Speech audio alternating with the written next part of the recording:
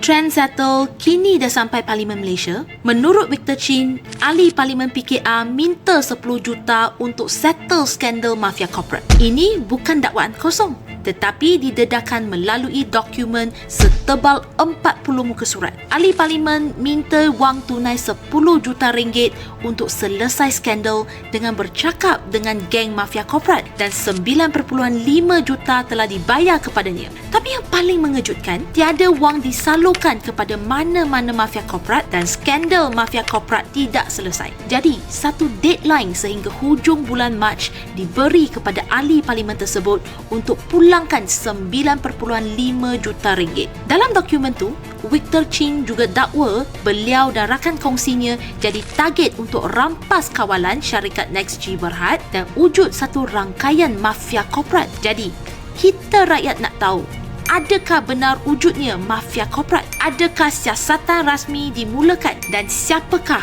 ahli Parlimen PKR yang minta 10 juta ringgit untuk settle? Kita rakyat perlu jawapan. Kita rakyat tuntut siasatan. Kita rakyat mahukan tindakan. Jom repost video ni supaya rakyat Malaysia tahu apa sedang berlaku.